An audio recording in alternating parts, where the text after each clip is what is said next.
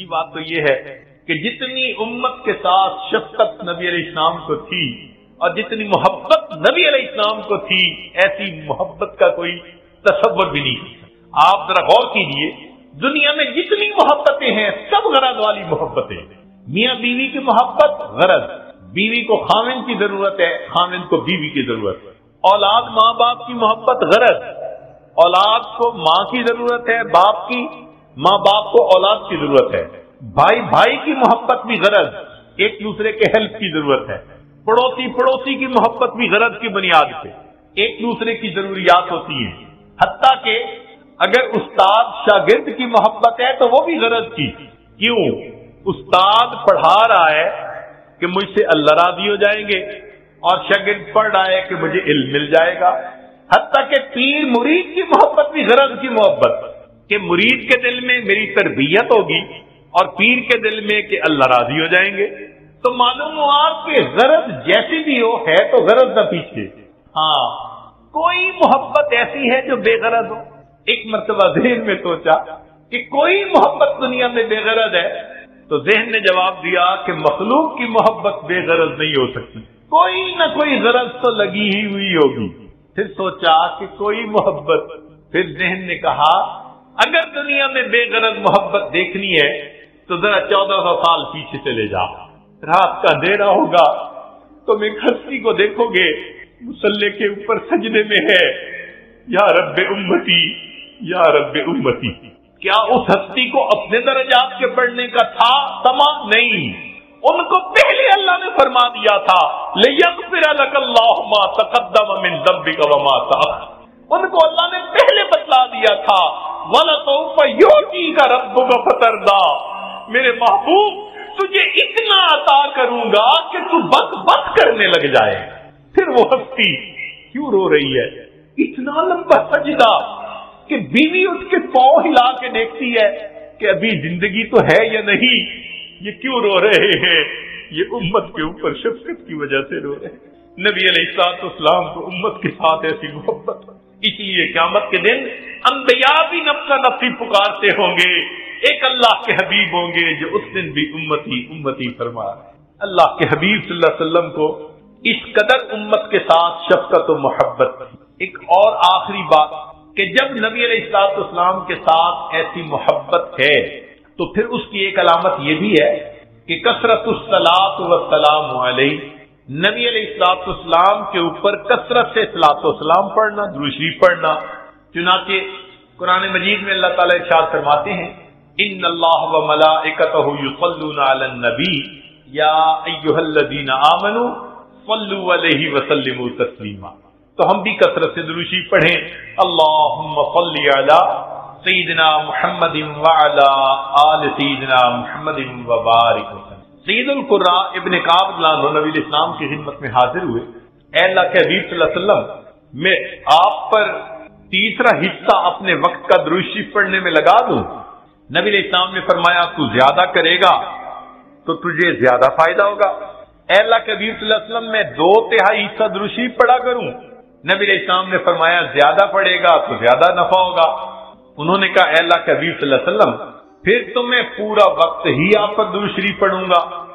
قال، نبی علیہ السلام نے اس کے جواب میں فرمایا کہ اذن یغفر ذنبک وتکفی ہمک، اگر تو ہر وقت مجھ پر درود شریف پڑھے گا اللہ پھر تیرے سب گناہوں کو معاف کر دیں گے اور تیرے تمام غموں کو اللہ ختم فرما دیں گے۔ عمر بن خطاب اللہ عنہ فرماتے تھے الدعاء والصلاۃ معلق بین السماء والارض، دعا اور نماز آسمان اور زمین کے درمیان معلق رہتی ہیں، فلا یصعد الی اللہ منہ شیء حتی یصلی علی النبی صلی اللہ علیہ وسلم، یہ اس وقت تک اوپر قبولیت کے لیے نہیں جا پاتی جب تک کہ ان میں نبی علیہ السلام پر درود شریف نہ پڑھا گیا۔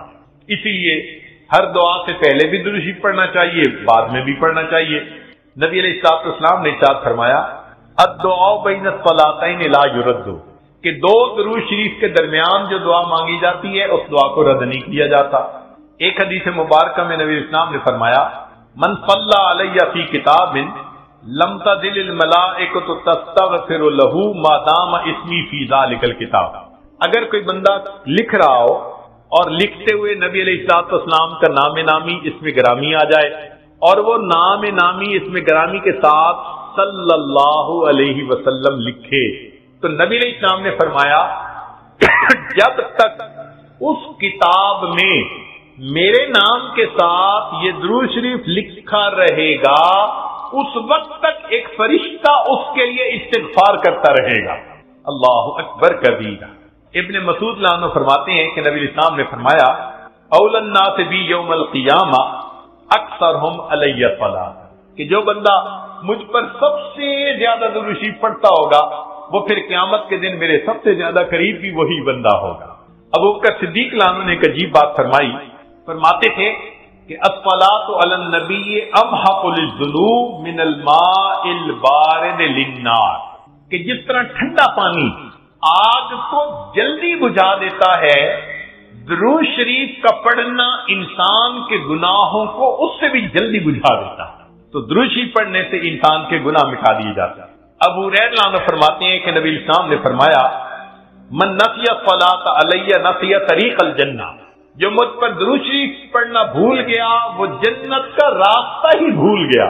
علی رضی اللہ عنہ نے ایک خوبصورت بات کہی، فرماتے تھے واللہ، اللہ کی قسم، اب دیکھیے اللہ کی قسم کھا کے بات کر رہے ہیں، واللہ لولا ما ذکر اللہ ورسولہ فی فضل التسبیح والتکبیر والتحلیل والتحمید لجعلت کل انفاسی صلاۃ علی رسول اللہ صلی اللہ علیہ وسلم، اگر اللہ اور اس کے رسول صلی اللہ علیہ وسلم نے تسبیح تحمید تکبیر کے فضائل بیان نہ فرمائے ہوتے تو میں اپنی زندگی کے ہر سانس کو درود شریف پڑھنے میں ہی خرچ کر دیتا۔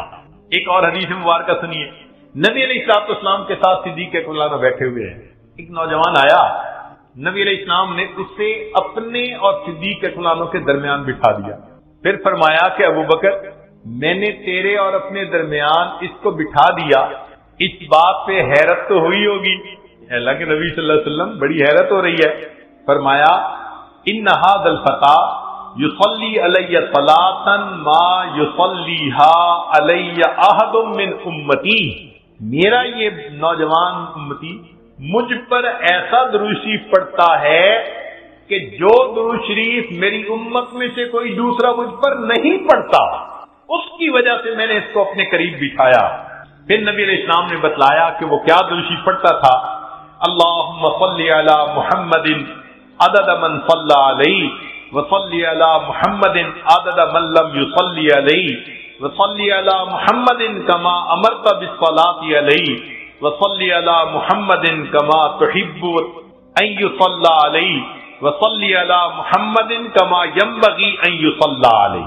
چنانچہ ہمارے اکابر علماء دیوبند نے باقاعدہ تفصیل لکھی ہے کہ کس کس موقع پر درود شریف پڑھنا چاہیے۔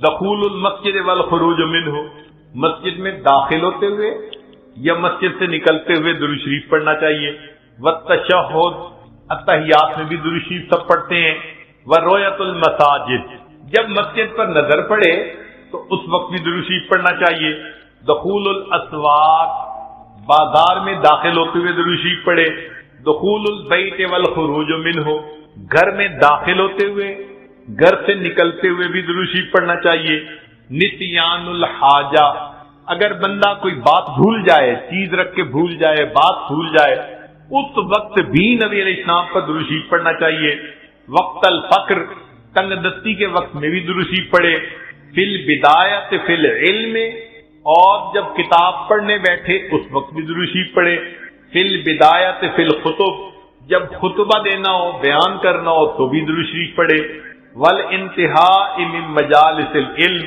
جب علم کی مجلس کا اختتام ہو تو بھی درود شریف پڑھے، فی لقاء الاخوان، دو مسلمان بھائی آپس میں ملیں تو بھی درود شریف پڑھے، فی موادعتہم و مفارقتہم، پھر مدارسۃ حدیث نبوی، نبی علیہ السلام کی حدیث مبارکہ جو پڑھائی جائے تو اس وقت بھی درود شریف پڑھے، عند تذکرتہ صلی اللہ علیہ وسلم، نبی علیہ السلام کا جب تذکرہ ہو تو درود شریف پڑھے، عند ذکر اصحابہ، حتیٰ کہ نبی علیہ السلام کے صحابہ کا تذکرہ ہو اس وقت بھی درود شریف پڑھے. ان ذکر شیء من معاصرہ، نبی علیہ السلام سے نسبت رکھنے والی کوئی یادگار چیز کا تذکرہ ہو تو اس وقت بھی درود شریف پڑھے. عند دخول المدینہ، مدینہ طیبہ میں داخل ہوتے بھی پڑھے، اور عند المرور علی قبرہ صلی اللہ علیہ وسلم، جب نبی علیہ السلام کے سامنے حاضر ہو مواجہ شریف پر تو اس وقت بھی درود شریف پڑھے. درود شریف کے فوائد کیا ہیں؟ کچھ دیر یہ بھی ذرا سن لیجئے. فرمایا انہا سبب لہدایت المصلی وحیات قلبہ، درود شریف کے پڑھنے سے دل زندہ ہوتا ہے اور پڑھنے والے کو اللہ ہدایت کے اوپر رکھتے ہیں. انہا سبب لزیادت محبت رسول اللہ صلی اللہ علیہ وسلم، درود شریف کے زیادہ پڑھنے سے نبی علیہ الصلوۃ والسلام کے ساتھ زیادہ محبت بڑھ جاتی ہے. انہا سبب لزیادت محبت العبد لرسول اللہ صلی اللہ علیہ وسلم، جو درود شریف زیادہ پڑھتا ہے اس بندے کی محبت نبی علیہ السلام کے قلب مبارک میں بھی زیادہ ہو جاتی ہے. انہا سبب قرب العبد من ربہ یوم القیامہ، درود شریف کا زیادہ پڑھنا قیامت کے دن اللہ رب العزت کے قرب کا سبب بنتا ہے. انہا اداء لشیء من حقہ صلی اللہ علیہ وسلم، نبی علیہ الصلوۃ والسلام کے جو احسانات ہیں درود شریف کا زیادہ پڑھنا گویا ان احسانات کا بدلہ چکانے والی بات ہے. انہا سبب کفایت اللہ عبدہ ما اہمہ، جو پریشانیاں ہوتی ہیں درود شریف کے صدقے اللہ رب العزت ان پریشانیوں کو ختم کر دیتے ہیں. انہا سبب اجابت الدعاء، دعا کی قبولیت کا یہ سبب ہوتا ہے. انہا سبب زکوٰۃ و طہارت للمصلی، جو درود شریف پڑھنے والا ہے اس کا دل اس سے صاف ہوتا ہے، اس کا نفس پاک ہوتا ہے. اور ایسے آدمی کو حدیث میں پاک میں فرمایا کہ جو درود شریف زیادہ پڑھتا ہے وہ بخیل نہیں ہوتا. پھر جو درود شریف زیادہ پڑھتا ہے وہ قیامت کے دن کی حسرت سے بچ جاتا ہے. اور جو درود شریف زیادہ پڑھتا ہے ملائے اعلیٰ میں اس بندے کی تعریفیں بہت ہوتی ہیں، اور اس کے عمر میں اس کے وقت میں اللہ برکتیں عطا فرما دیتے ہیں. اور انہا سبب لتثبیت قدم العبد علی الصراط، جو بندہ درود شریف زیادہ پڑھتا ہے قیامت کے دن پل صراط سے گزرتے ہوئے اس کے پاؤں اتنے مضبوط ہوں گے، درود شریف زیادہ پڑھا ہوگا. اور ایک اور بات، انہا سبب لثقل کفۃ المیزان، کہ یہ درود شریف میزان کے پلڑے کے بھاری ہونے کا سبب بن جائے گا. اب اس بارے میں ایک حدیث مبارکہ ہے، وہ ذرا سن لیجئے کہ درود شریف کا قیامت کے دن کیا سبحان اللہ کیا شان ہوگی. ایک حدیث مبارکہ علامہ جلال الدین سیوطی رحمۃ اللہ علیہ نے التذکرہ میں اس کو ذکر کیا ہے، اور ابن ابی دنیا اور نمیری نے اس کو الاعلام کتاب میں ذکر کیا ہے.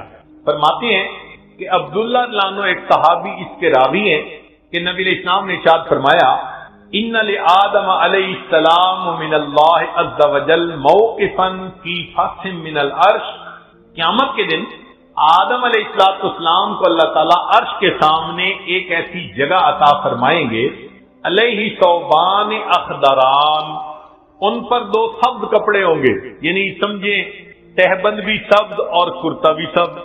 کأنہ نخلۃ سحوق، جیسے شاخیں کٹی ہوں نا تو سیدھا کھجور کا درخت ہوتا ہے، اس طرح آدم علیہ السلام کا اونچا لمبا قد مبارک ہوگا. ينظر الى من ينطلق به من والده الى الجنہ ومن ينطلق به الى النار، اونچے قد کی وجہ سے آدم علیہ السلام دیکھ رہے ہوں گے کہ ان کی اولاد میں سے کس کو جنت لے جایا جا رہا ہے اور کس کو جہنم لے جایا جا رہا ہے. فبینا آدم علی ذلک، آدم علیہ السلام اس حال میں ہوں گے اذ نظر الی رجل من امت محمد صلی اللہ علیہ وسلم، کہ وہ نبی علیہ السلام کی امت میں سے ایک بندے کو دیکھیں گے، ينطلق به الی النار، کہ اس کو فرشتے گھسیٹ کر جہنم کی طرف لے کے جا رہے ہوں گے. فینادی آدم علیہ السلام، تو آدم علیہ السلام پکاریں گے یا احمد یا احمد، نبی علیہ السلام کا نام پکاریں گے. آپ صلی اللہ علیہ وسلم کا نام محمد بھی اور آپ صلی اللہ علیہ وسلم کا نام احمد بھی، اسمہ احمد، تو آدم علیہ السلام نبی علیہ السلام کا نام پکاریں گے، یا احمد یا احمد، فیقول علیہ الصلوۃ والسلام، اس نام کو سن کر نبی علیہ الصلوۃ والسلام جواب میں کہیں گے لبیک یا ابا البشر، اے بشر کے والد، لبیک میں حاضر ہوں۔ فیقول، وہ بتلائیں گے، ھذا رجل من امتی کا، یہ آپ کی امت کا ایک بندہ ہے، ينطلق به الى النار، اس کو جہنم کی طرف لے جایا جا رہا ہے۔ قال صلی اللہ علیہ وسلم، نبی علیہ السلام نے فرمایا، فاشد المئزرہ، میں اپنی چادر کو کس کے باندھ لوں گا۔ یہ عربوں میں ایک مقولہ تھا، جب انہیں کسی اہم کام کے لیے اٹھنا ہوتا تھا نا تو کہتے تھے جی ذرا چادر کو کس کے باندھو چلو، تو نبی علیہ السلام فرماتے ہیں میں اپنی چادر کو کس کے باندھ لوں گا، وَأَسْرَعُ فِي أَثَرِ الْمَلَائِكَةِ، اور میں تیزی سے چلوں گا ان فرشتوں کے پیچھے جو میری امتی کو جہنم لے کے جا رہے ہوں گے۔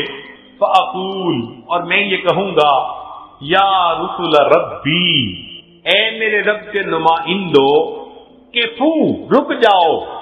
فَيَقُولُونَ، وہ آگے سے جواب دیں گے، نحن الغلاد الشداد، ہم بڑے قوی اور سخت گیر ہیں، لا نعصی اللہ تعالی ما امرنا، جو اللہ حکم دیتا ہے ہم اس کی نافرمانی نہیں کرتے، ونفعل ما نؤمر، اور ہم وہ کرتے ہیں جس کا ہمیں حکم ملتا ہے۔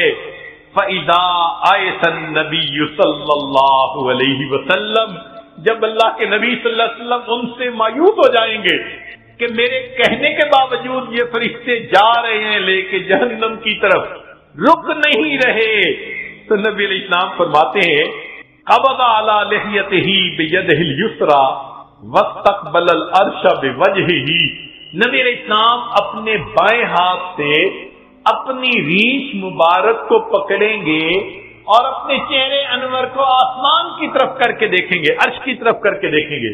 عربوں میں یہ ایک طریقہ تھا کہ جب کسی سے معافی مانگنی ہوتی، منانا ہوتا، تو آجزی کا طریقہ تھا کہ داڑھی پہ ہاتھ رکھ کے بڑی لجاجت کے ساتھ اس کی طرف محبت سے دیکھتے تھے، فریاد کرتے تھے بھئی ہم پہ رحم کھا لو۔ نبی علیہ السلام جب فرشتوں کو دیکھیں گے کہ وہ رک نہیں رہے، میری امتی کو لے کے جہنم میں جا رہے ہیں، آقا صلی اللہ علیہ وسلم فرماتے ہیں میں اپنی جو ہے بایاں ہاتھ اپنی ریش کے اوپر رکھوں گا اور میں آسمان عرش کی طرف اپنے چہرے انور کے ساتھ دیکھوں گا۔ پھر نبی علیہ السلام فیقول فرمائیں گے، یا ربی قد وعدتنی اللہ تخزینی فی امتی، اے اللہ آپ نے وعدہ نہیں فرمایا تھا میری امت کے معاملے میں آپ مجھے رسوا نہیں فرمائیں گے۔ فیاتی النداء من قبل العرش، عرش کے اوپر سے ایک آواز آئے گی، اطیعوا محمدا، او میرے فرشتوں محمد صلی اللہ علیہ وسلم کی اطاعت کرو، وردوا ھذا العبد الی المقام، اور اس بندے کو واپس جہاں سے لائے تھے میزان کے قریب وہی جا کر چھوڑ کر آؤ۔ چنانچہ وہ فرشتے اس بندے کو وہاں جا کر چھوڑیں گے، فیخرج صلی اللہ علیہ وسلم، اب دوبارہ وزن شروع ہوگا، نبی علیہ الصلوۃ والسلام ایک چھوٹا سا کاغذ کا پرزہ بطاقتن، کاغذ کا پرزہ نکالیں گے، بیضاء، سفید ہوگا، کل انملتے، جیسے انگلی کا پورا ہوتا ہے اس کے برابر ہوگا، فیلقیھا فی کفۃ المیزان الیمنی، اس کاغذ کے ٹکڑے کو نبی علیہ السلام نیکیوں کے پلڑے میں ڈال دیں گے، وہو یقول بسم اللہ، اور نبی علیہ السلام ڈالتے ہوئے بسم اللہ فرمائیں گے، فترجع الحسنات علی السیئات، نیکیوں کا پلڑا بھاری ہو جائے گا، گناہوں کا پلڑا ہلکا ہو جائے گا۔ فینادی المنادی، ندا دے گا وہ ندا دینے والا، سوئدہ و سوئدہ جدہ، یہ بندہ اس کے اجداد سعید بن گئے، اس کی نیکیاں زیادہ ہو گئیں، وثقلت موازینہ، انطلقوا بہ الی الجنہ، اب اس کو جنت لے کر جاؤ۔ فیقول، یا رسول ربی، جب جنت لے جانے لگیں گے تب وہ بندہ کہے گا اے میرے رب کے نمائندوں فرشتوں کہ ذرا رک جاؤ، حتی اسأل ھذا العبد الکریم علی ربہ، حتیٰ کہ میں اس کریم بندے سے ذرا معلوم تو کر لوں۔ فیقول، پھر وہ یہ کہے گا بے ابی انت و امی، آپ کے اوپر میرے ماں باپ قربان جائیں، ما احسن وجہ کا، آپ کا چہرہ کتنا خوبصورت ہے، وَأَحْسَنَ خَلْقُكَ، آپ کی پرسنالٹی شخصیت کتنی پیاری ہے، من انتا، آپ کون ہیں، فقد عقلتنی اسرتی، آپ نے میرے گناہوں کو مٹا کے رکھ دیا، ورحمت عبرتی، میری لغزشوں کو کم کر دیا۔ فیقول علیہ الصلوۃ والسلام، نبی علیہ السلام جواب میں فرمائیں گے انا نبیوں کا محمد، میں محمد صلی اللہ علیہ وسلم تیرا نبی ہوں، وہذہ صلاتک، اور یہ وہ درود شریف ہے التی کنت تصلی علیہ، جو تم مجھ پر پڑھا کرتا تھا، وفیتکھا، میں نے تمہیں اس کا بدلہ دیا، احوج ما تقول الیہا، جب تجھے اس کی بہت ضرورت تھی۔ سوچئے آج نبی علیہ السلام پر درود شریف کا پڑھنا کل قیامت کے دن میزان میں نیکیوں کے بھاری ہونے کا سبب بن جائے گا۔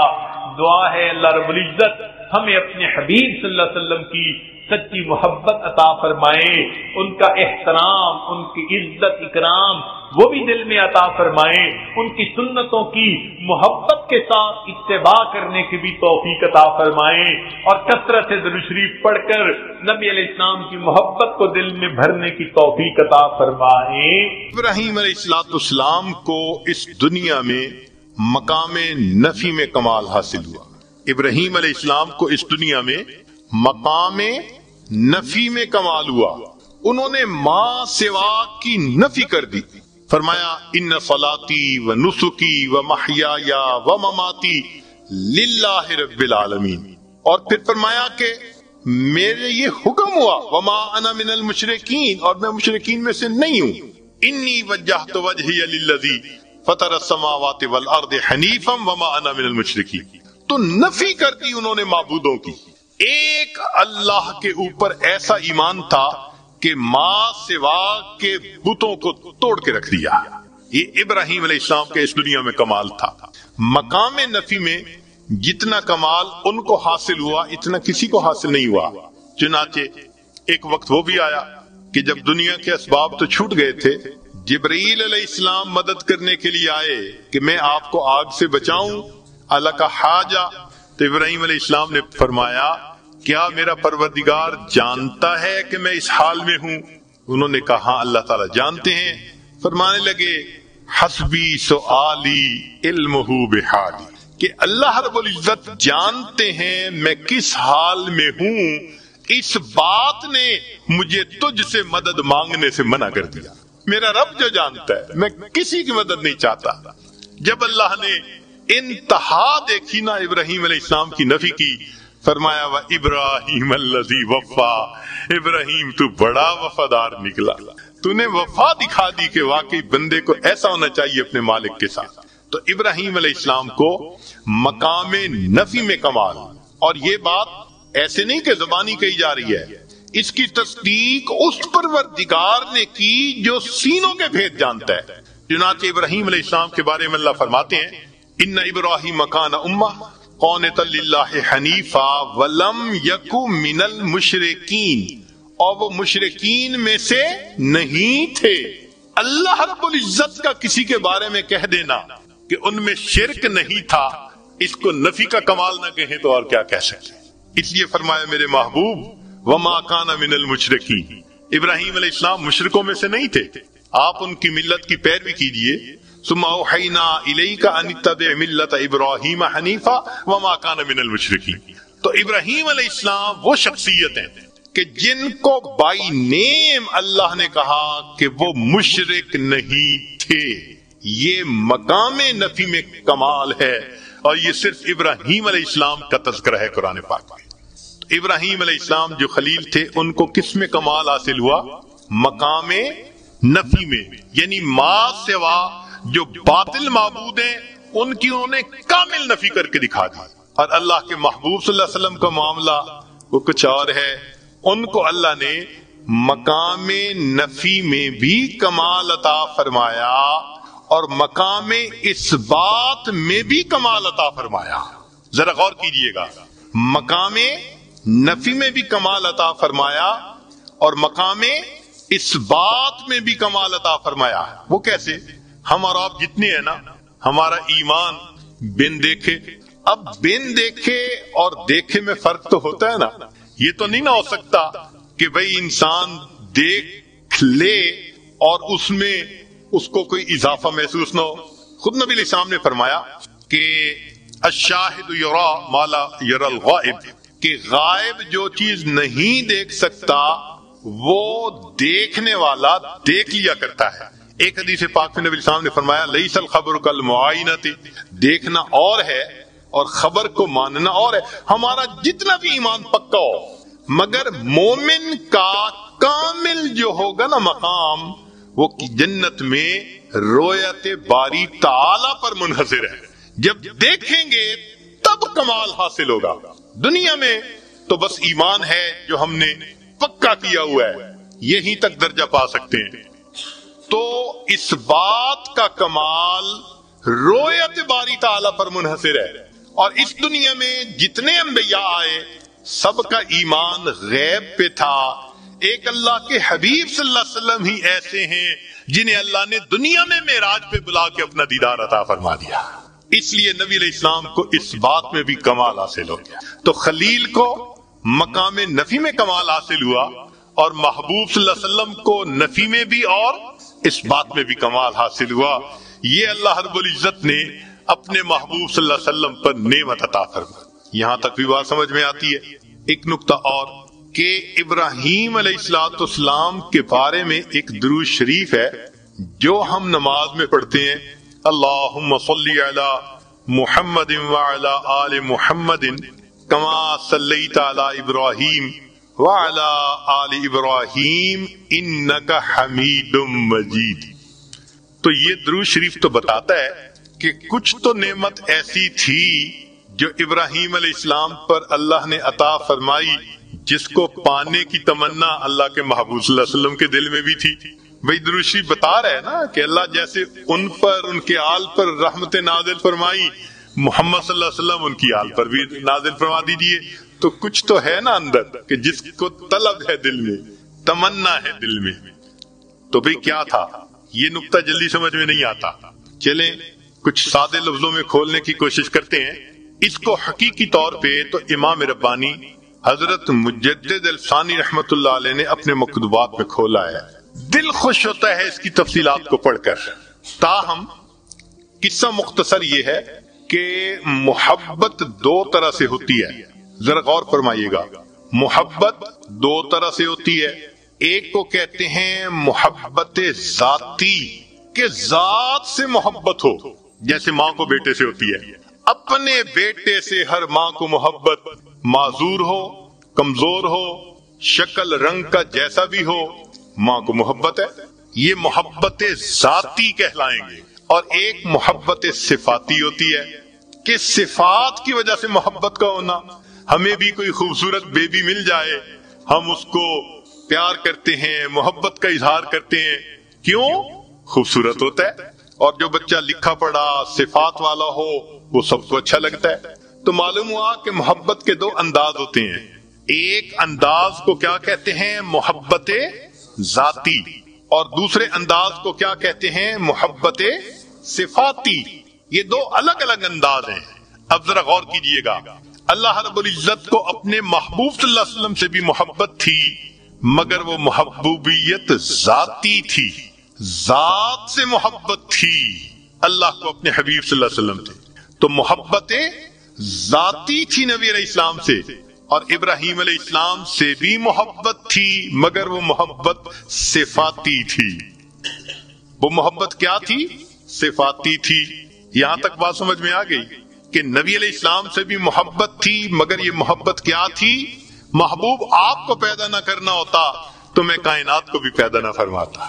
یہ محبت ذاتی تھی. اور ابراہیم علیہ السلام سے بھی محبت تھی، اور وہ محبت تو جو محبت ذاتی تھی اس کو محبوبیت کہا، اور جو محبت صفاتی تھی اس کو خلت کہہ دیا. اب سنیے کہ نبی علیہ الصلوۃ والسلام پھر درود شریف یہ کیوں پڑھا کرتے تھے؟ وجہ یہ ہے کہ جو ذات سے محبت ہو تو اس بندے کی تمنا یہ ہوتی ہے کہ میرے اندر صفات بھی پوری آ جائیں تاکہ میں کامل ہو جاؤں. تو محبوبیت ذاتی والے کی تمنا ہوتی ہے کہ میرے اندر محبوبیت صفاتی بھی کامل آنی چاہیے تاکہ میں کامل محبوب بن جاؤں. یہ وہ تمنا تھی اللہ کے نبی علیہ الصلوۃ والسلام کے دل میں، جس وجہ سے فرمایا کرتے تھے اللہم صلی علی محمد وعلی آل محمد کما صلیت علی ابراہیم وعلی آل ابراہیم انک حمید مجید. اے اللہ جو محبوبیت صفاتی ان کو عطا فرمائی تھی، اس دنیا میں مجھے بھی اس میں کامل کر دیجئے تاکہ مجھے محبوبیت ذاتی حاصل، میں اس دنیا میں محبوبیت صفاتی بھی حاصل کر کے دنیا سے چلا جاؤں. اگلی بات سنیے کہ نبی علیہ الصلوۃ والسلام نے ارشاد فرمایا، جابر لانو اس کی روایت کرتے ہیں، شیخ الحدیث رحمۃ اللہ علیہ نے فضائل درود میں بھی اس کو نقل کیا کہ ایک درود شریف ہے، اگر اس کو پڑھا جائے تو اس کا ثواب لکھنے میں فرشتوں کو 1000 دن لگ جاتے ہیں. ذرا حدیث پاک کے الفاظ پہ غور کیجئے کہ وہ درود شریف ایک مرتبہ پڑھیں تو فرشتے اس کا ثواب لکھتے لکھتے 1000 دن لگا دیتے ہیں. اللہم رب محمد صلی علی محمد وعلی آل محمد وجزی محمدا صلی اللہ علیہ وسلم ما هو اہلہ. یہ جو اعمال قیامت کے دن تلیں گے، اس میں نبی علیہ الصلوۃ والسلام کی شفاعت کو اور درود شریف کو بھی بہت زیادہ اہمیت حاصل ہوگی. بات لمبی ہو جائے گی، مگر چونکہ مضمون اس کے مطابق سامنے آ گیا تو میں کرتا چلوں کہ حدیث مبارکہ میں آتا ہے، حاکم کی روایت ہے کہ قیامت کے دن بہت بڑا مجمع ہوگا، سارے انسان ایک جگہ جمع ہوں گے.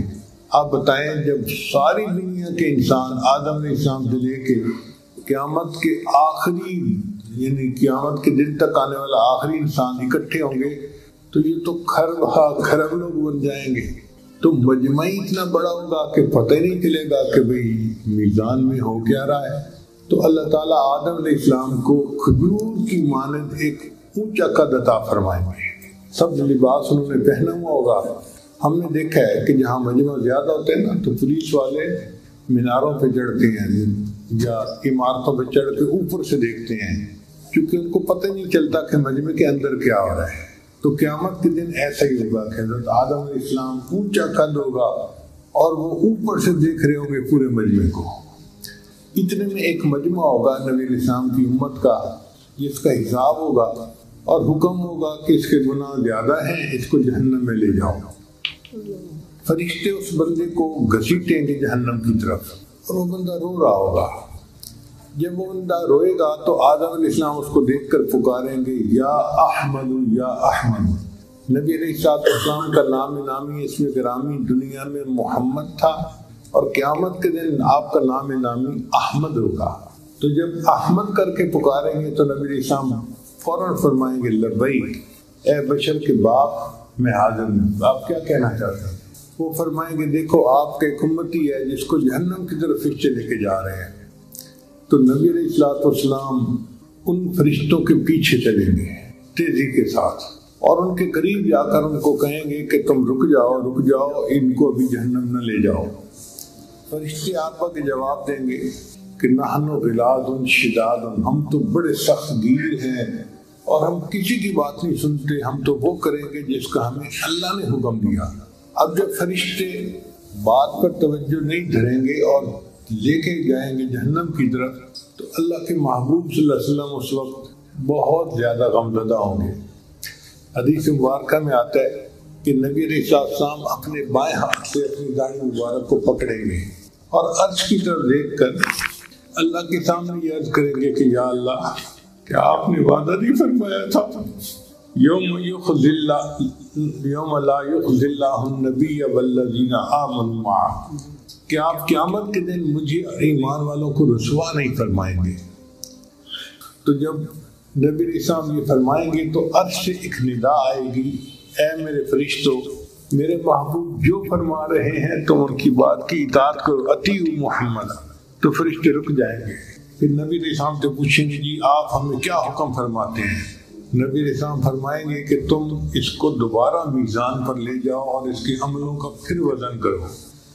چنانچہ ایسا بندہ ہوگا کہ فرشتے اس کو دوبارہ میزان پر لے آئیں گے، اب اس کی نیکیاں ایک پلڑے میں اور گناہ دوسرے پلڑے میں، گناہوں کا پلڑا بھاری ہوگا اور وہ بندہ پھر پریشان ہوگا کہ دوسری بار وزن کیا گیا اور میرے گناہ پھر بھی بھاری، بس آج تو میں بدبخت بن گیا۔ جب وہ ایسا سوچے گا تو اللہ کے حبیب صلی اللہ علیہ وسلم اپنی جیب سے ایک کاغذ کی چھوٹی سی پرچی نکالیں گے اور نیکیوں کے پلڑے میں ڈال دیں گے، اور وہ اتنی بھاری ہوگی کہ نیکیوں کا پلڑا جھک جائے گا، اور اعلان ہوگا کہ فلاں بندہ فلاں کا بیٹا سعید بن گیا اور جنت میں جانے کا اہل ہو گیا۔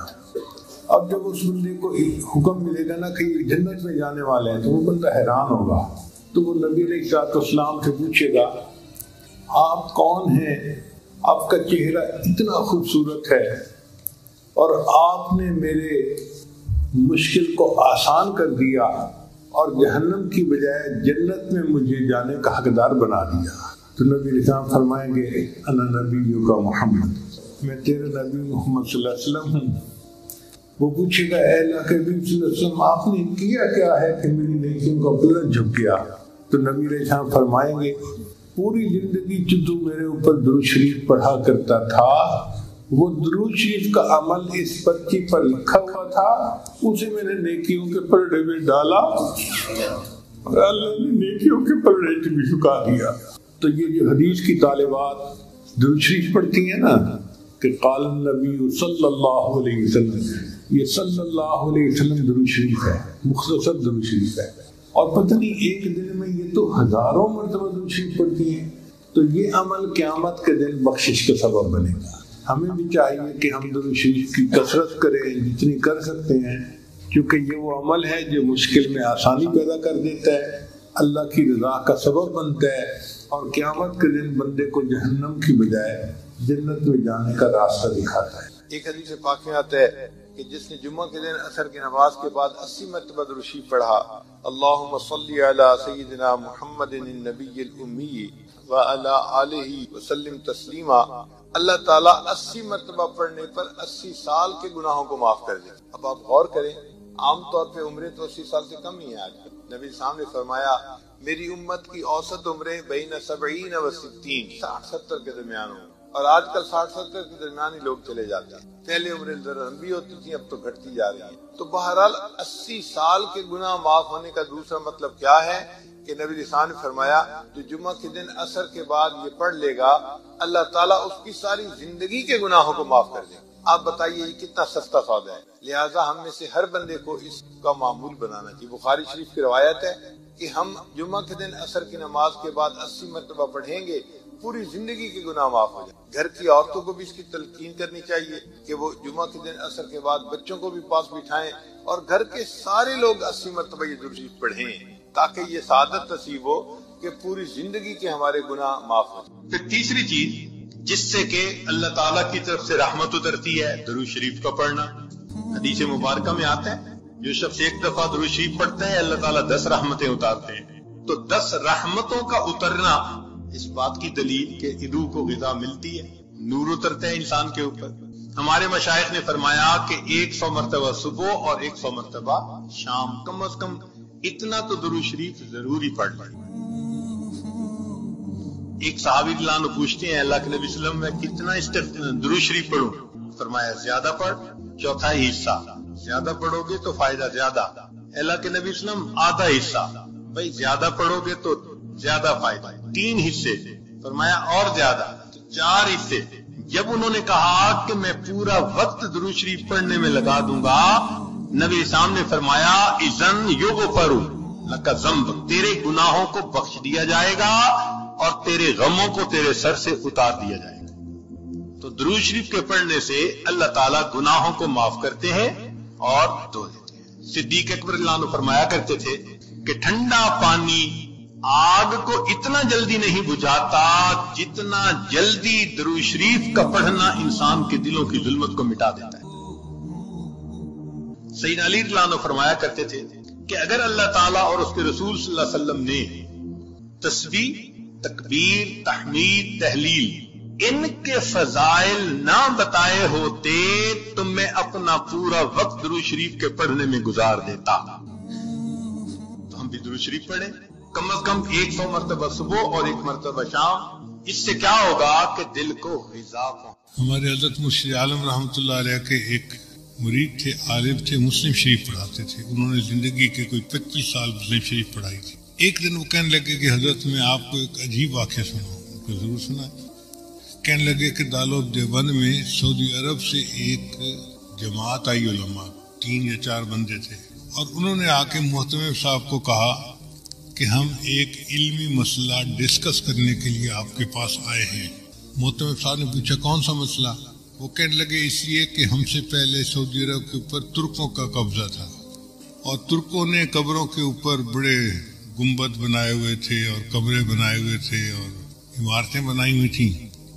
تو ہم نے حدیث مبارکہ پڑھی جس سے ثابت ہوتا ہے کہ بنا علی القبور کی اجازت نہیں ہے، یعنی قبر کے اوپر آپ عمارت نہیں بنا سکتے. اسی لیے سنت عمل یہی ہے کہ قبر کھلے آسمان کے نیچے ہو، اس کے اوپر کوئی کمرہ، کوئی کبہ ایسا نہیں بنانی چاہیے. تو جنت بقیع میں جتنے کبے بنے ہوئے تھے ہم نے سب گرا دیے. اب مسئلہ آیا گنبد خضرا کا. تو کچھ علماء کہتے ہیں کہ حدیث مبارکہ کی روشنی میں ہمیں گنبد خضرا کو بھی گرا دینا چاہیے. تو ہم نے جو بادشاہ ہے اس کو اپنی ریکمنڈیشن دی. بادشاہ نے کہا کہ نہیں، یہ امت مسلمہ کا مسئلہ ہے، پہلے تم مختلف ملکوں میں جا کے علماء کو اپنے کانفیڈنس میں لو، اگر سب متفق ہیں تب قدم اٹھائیں گے ورنہ نہیں اٹھاتے. تو ہم علماء کی جماعت آپ سے بحث کرنے کے لیے آئے ہیں کہ کیا یہ حدیث مبارکہ صحیح ہے، اور اگر صحیح ہے تو اس پر عمل کرنا پڑے گا. محتمم صاحب نے کہا کہ جی مجھے آپ 3 دن کا وقت دیں، میں سب علماء کو اطلاع دوں تاکہ وہ یہاں آ جائیں اور پھر ہم اس بارے میں اپنا موقف آپ کے سامنے ظاہر کریں. تو ٹھیک ہے، ہم 3 دن دارالعلوم میں مہمان بن کے رہتے ہیں. محتمم صاحب نے بڑے بڑے علماء کو دعوت دے کے بلا لیا. وہ فرماتے ہیں کہ دارالعلوم دیوبند میں وہ دیکھنے والا وقت تھا. بڑے بڑے سب علماء، جید علماء ایک جگہ پر جمع تھے، جبال العلم سب ایک جگہ اکٹھے تھے.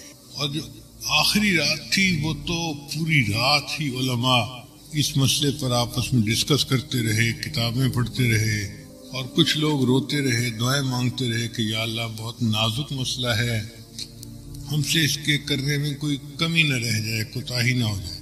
اگلا دن ہوا، عصر کی نماز کے بعد مجمع بیٹھا تھا. تو محتمم صاحب نے ان علماء کو کہا کہ جی آپ سب علماء کے سامنے اپنا موقف پیش کریں، پھر جواب ہم دیں. تو ان کے جو امیر تھے وہ کھڑے ہوئے اور انہوں نے بیان کیا کہ بخاری شریف کی یہ حدیث ہے اور اس سے ثابت ہوتا ہے کہ بنا علی القبور کی اجازت نہیں ہے. تو ہم نے جنت بقیع کے اندر تو قبروں پر جتنی عمارتیں تھیں سب گرا دیں. اب مسئلہ ہے گنبد خضرا کا. تو ہم آپ لوگوں سے یہ پوچھنے آئے ہیں کہ بتائیں کیا اس حدیث کے اوپر آپ کو کوئی اعتراض ہے، کوئی جرح ہے کسی راوی کے اوپر، یا کوئی کمی کسی طرح کی بھی ہو، کوئی سقم ہو تو بتائیں. تو جب انہوں نے پوچھا تو تھوڑی دیر کے لیے سارا مجمع خاموش. کہیں کہیں سسکیوں کی آواز آتی، علماء کی آنکھوں سے آنسو جاری تھے اور وہ رو رہے تھے کہ اللہ ہم سے جواب دینے میں کوئی کوتاہی نہ ہو جائے. کوئی جرات نہیں کر رہا تھا اس کے جواب دینے کی.